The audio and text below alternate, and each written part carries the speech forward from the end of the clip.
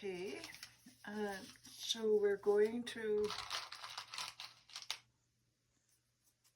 cut out, well, first we'll mark and then cut out a pair of trousers for an 8-year-old boy. And the first thing I want to do when I'm laying out the pattern is make sure that the grain is on grain. So we have 5 1/4 inches here, and we want a 5 1/4 inches here as well. And I'm putting the pins on the grain line. And then, so that was the front.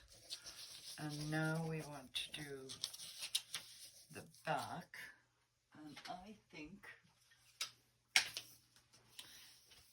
that my 18-inch ruler may not be big enough. So, luckily, I have a table that I can pin into. So that makes this process much easier. So again, I'm going to pin it down on the grain line there. And that gives us 15 7/8.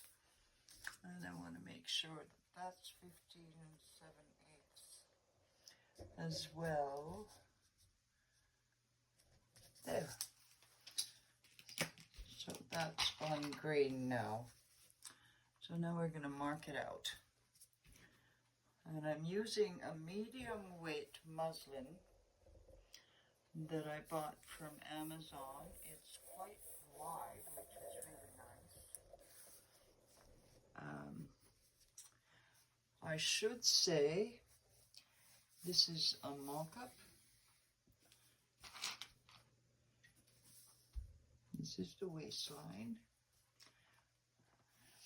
And so we're not going to be doing pockets, although we will mark where the pockets are. And we want to make sure that all of the balance marks are included.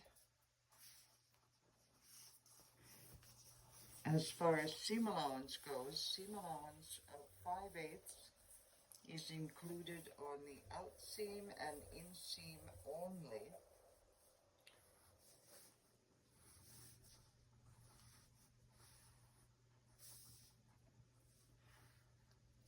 And for the rest, we have to mark a seam allowance. So on this one, sorry, I was wrong. The seam allowance is 1/2 inch.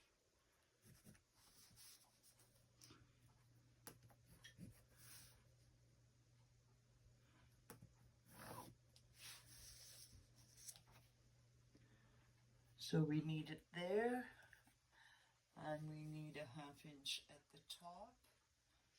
Another thing that I should mention is that the waistband is grown on, meaning that it's in one piece with the pant, because that's the style that I want to do. I'm going to add 1.5 inches to the hemline for the hem. I'm not very good at this technological stuff. All the things that I think in my brain as I'm doing things are kind of automatic. Okay, now we'll mark out the back. And it helps. I have quite a thin paper. This is the same weight as printing paper. And I bought a roll that's 36 inches wide. It's not as nice as what I used to work with many years ago. You could buy a brown craft paper type paper, that had a manila finish on one side. And that was beautiful to work with. And the pencil didn't slip onto it the way that it does with thinner paper.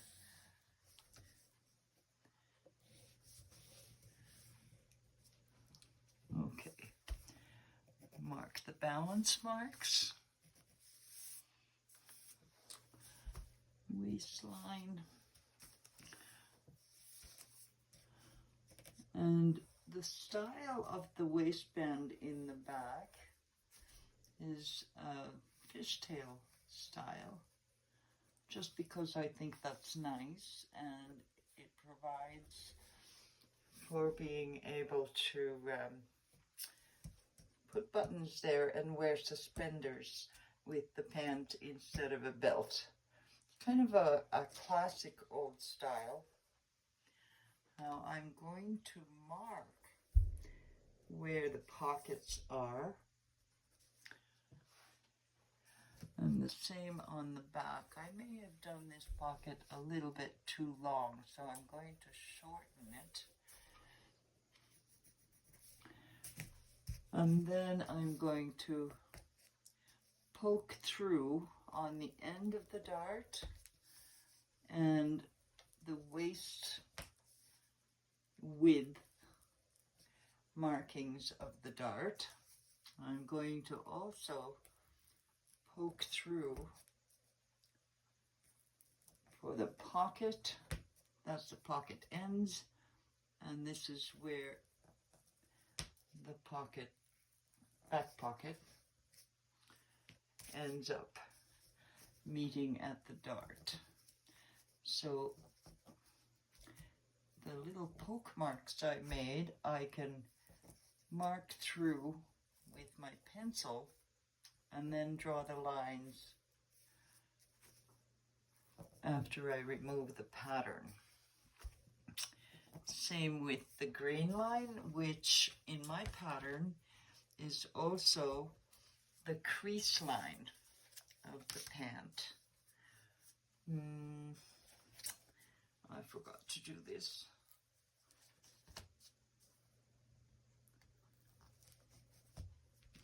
Those are the actual pocket placement markings. And I'm going to mark the crease line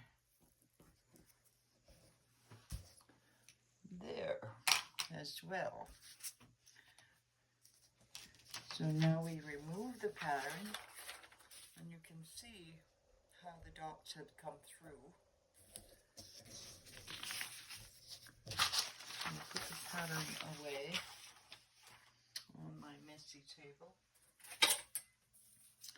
and I'm going to put in the crease lines immediately.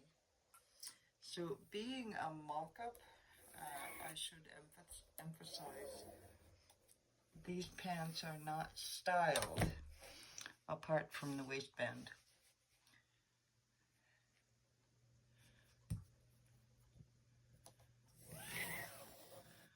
Aha. And I'd forgotten to add the 1.5 inches for the hem.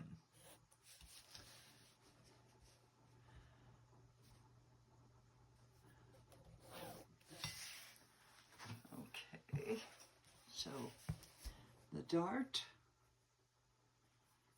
is there. Yeah, so this is just a basic block that will determine the fit. If this block fits, then we can style this pattern into just about any kind of pants style or trouser style, including you know, period breeches, denim jeans, you name it. Okay, that's the pocket on the back, or the pocket line. And on the front, you can see where we marked the pocket. And because seam allowance is included, this, which I'm drawing right now, is the actual seam line for the pocket. So again, we are not going to be inserting a pocket into the mock-up. All we want to accomplish is to get the fit of the pant. Pockets can always be added. So, seam allowance.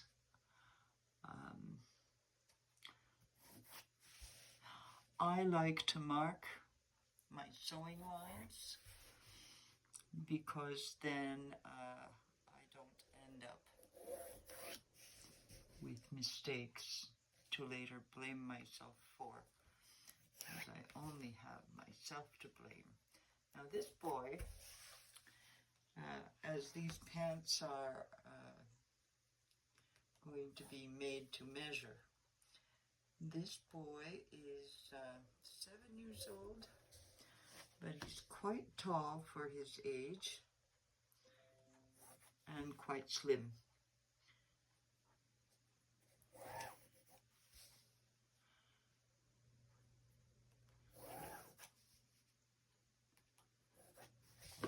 Okay, we'll mark the inseam and the outseam on the back.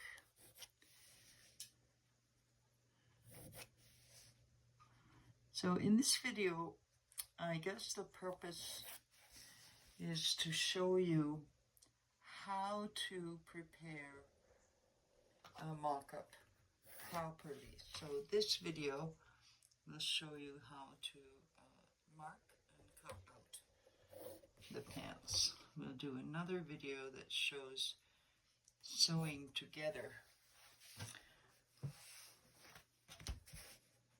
the mock-up. Oops. No. Seam allowance is included on the outseam.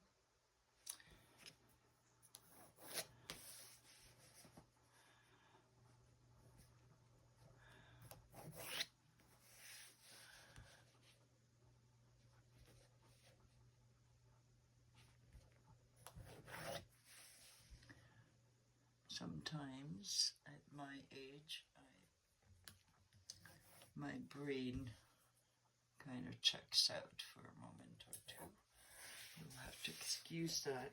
Now in center back, you want to add more seam allowance. So I'm going to add 1.5 inches because when I'm fitting the pants, I'm not fitting them with a zipper in front. I'm going to sew them to about there, and I'll be pinning from the back. So we want 1.5 inches, and then where the curve starts, you want to go back to the 1/2 inch. So you can see there's 1.5 inches here, and about here I want to be back at 1/2 inch. And this can just be straight across.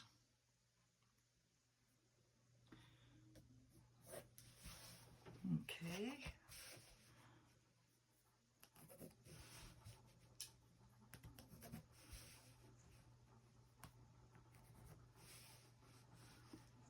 I should say you can ask questions if I'm neglecting to say something.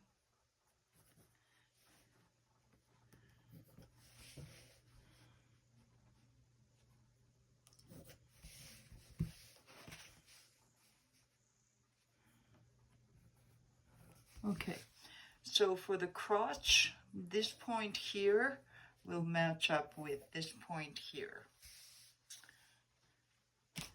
And now we're going to cut the pants. Well, we're going to pin the layers together and then cut.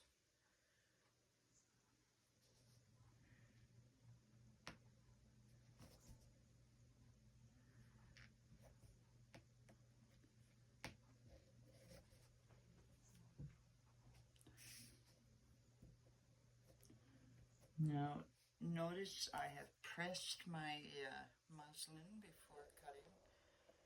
Oh, I forgot something. These little marks that, the balance marks that we made, because the outside is the cutting line, will get cut off and we need them. So transfer them to the sewing line, because that's where you want the matching to happen.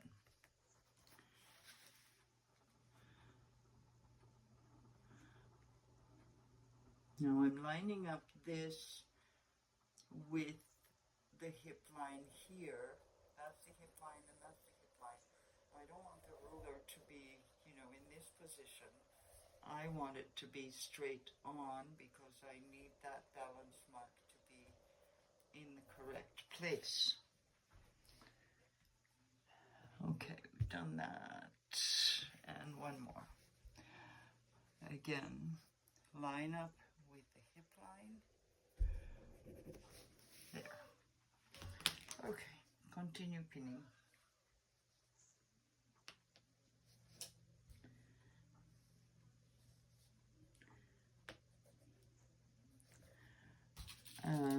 Yes, I was saying that I have pressed both layers of the muslin.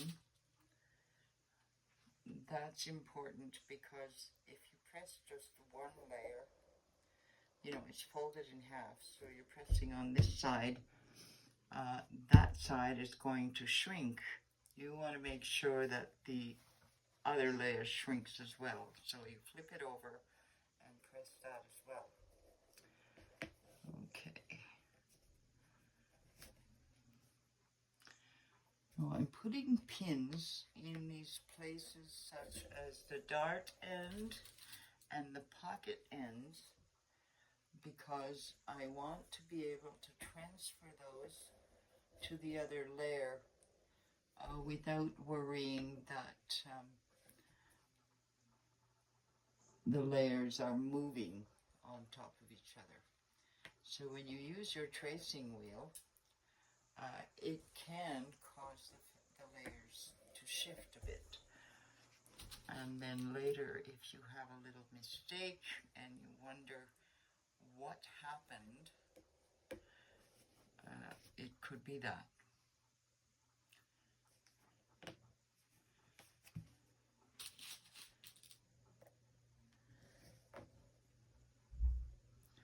So just remember, this is my very first video, and technology has never been my strong suit, but I will try, because I see a lot of stuff online where people are giving pattern advice, cutting advice, sewing advice, who some of them just don't know what they don't know. It's not their fault. They have obviously spent some time learning, but they haven't learned enough to know when something is not what should be happening. So I decided that I will do a video. Okay, so we're going to get rid of that. Get my scissors and cut. Now when you're cutting, make sure that the scissors stay on the table. You don't want to be doing any cutting up in the air. My scissors are gliding. I'm not in a rush here. They're gliding along the surface of the table.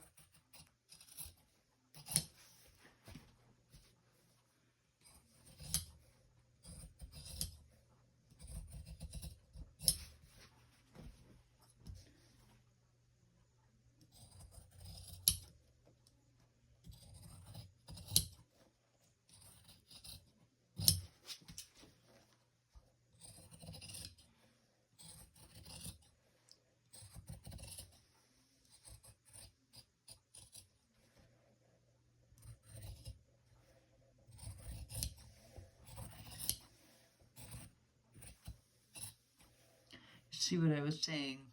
That initial mark is getting cut off. So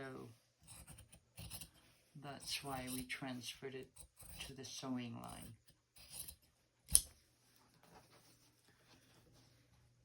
Okay.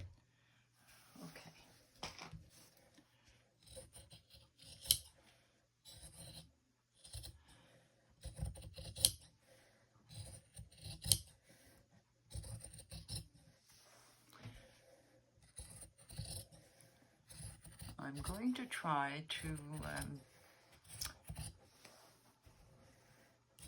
for the next video, to be the fitting of the pants and the subsequent adjustments. This pant pattern is my own pant pattern that I've developed. It's based on scale. In other words, there are no direct measurements except for the amount of seam allowance that you add. Everything else is based on the size of the person in the various places of the body.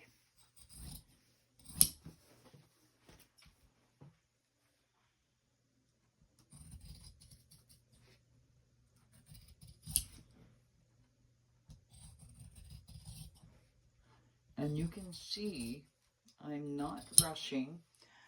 And something that I see online quite a lot is people doing this. You can't cut like that because you end up with jagged lines, and when you're putting a garment together, the smooth cutting adds to your confidence in sewing, because when you're sewing, if you're following a smooth cut line, you know, if you end up setting your seam allowance on the machine and things like that, things just go a lot better. So take your time, try to do everything correctly rather than fast. It's not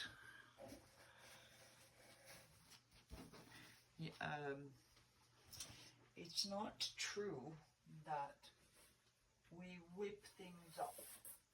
We don't whip things up. If somebody is whipping things up, it means that they're doing it quickly, and that doesn't give you enough time to pay attention to what you're doing. So now we're going to transfer.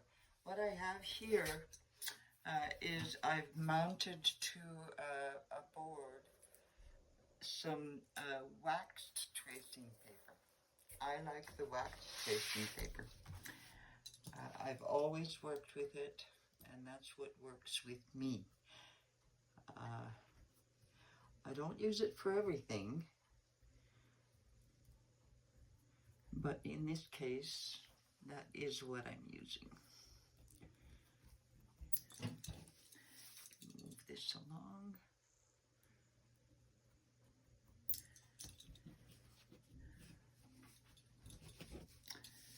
And we do the back crotch seam.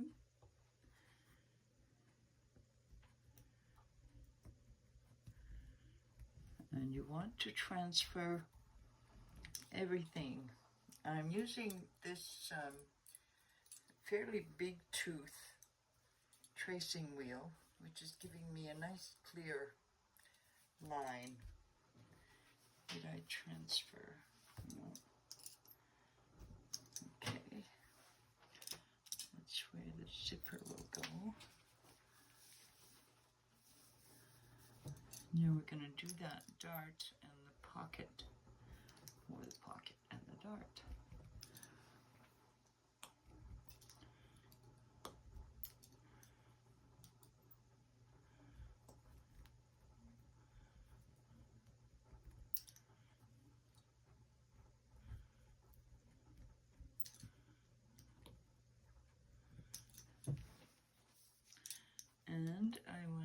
transfer the waistline.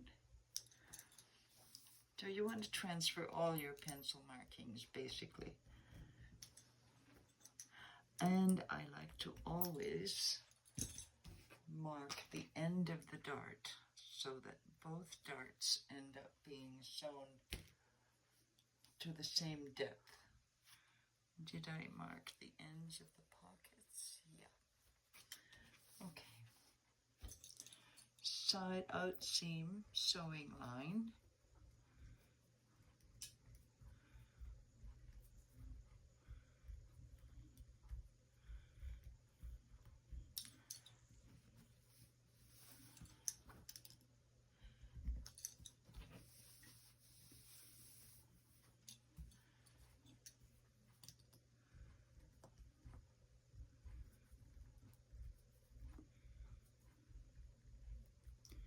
In sewing, I've always said that you are working with Murphy's Law. Anything that can go wrong will go wrong, and that's why you take so many precautions.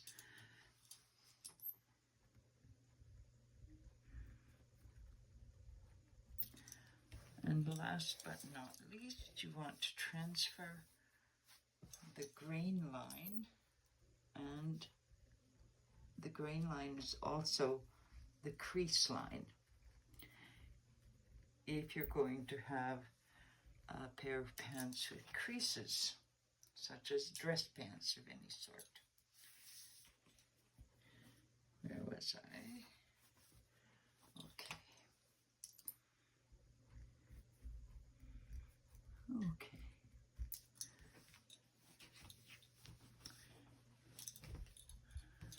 And now the front.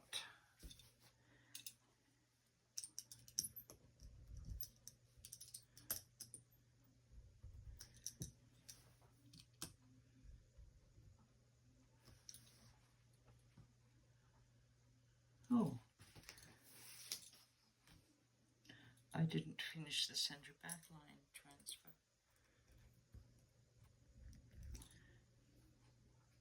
Okay, that's better. Now, where were we?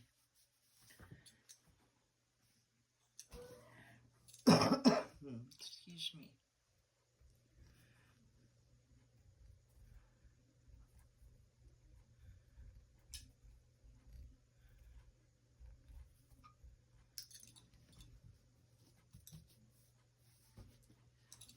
Okay, I've marked the pocket placement, but not the notches.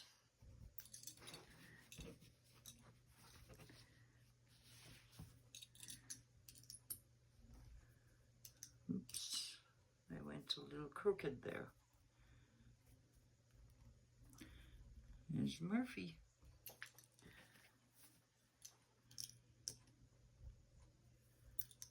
And there.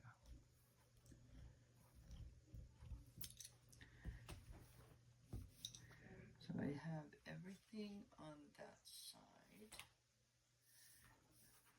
Now we'll do the crease.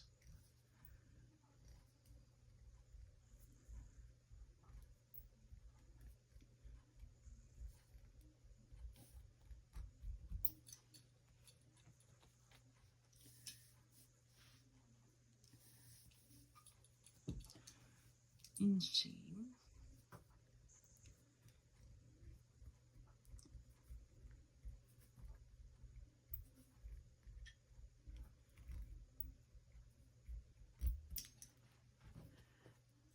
That's good. Knee level.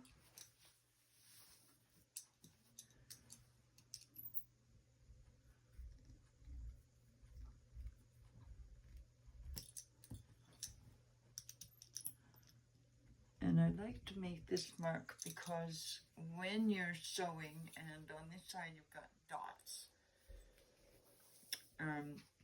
you want to know exactly where that corner is.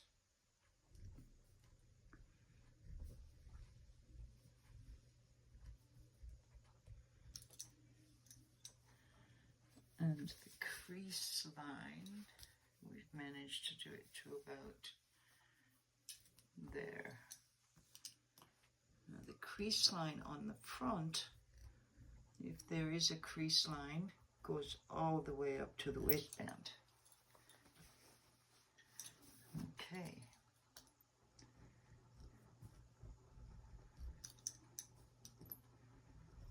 Top of the waistband.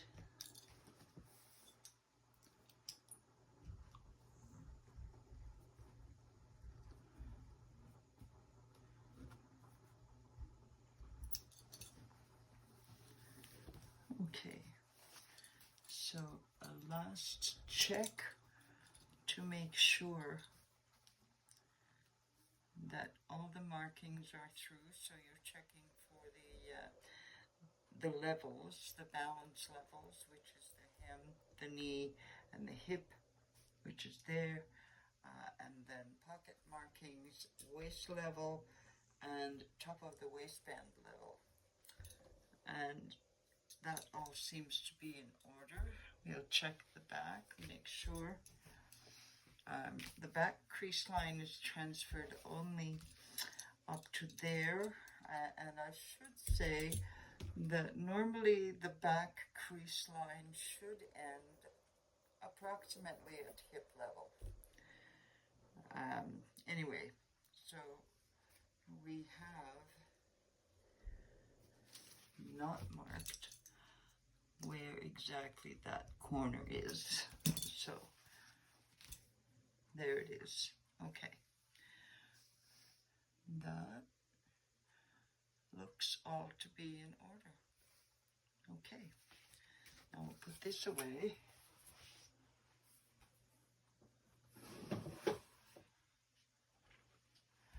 And that's it for the layout and cutting. I'm just going to take all the pins out, and then later I will do a video putting the pants together.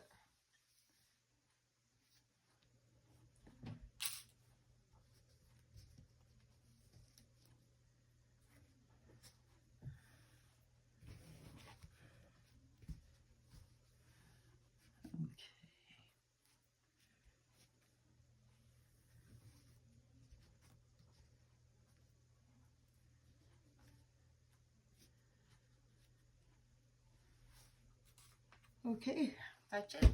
See you next time.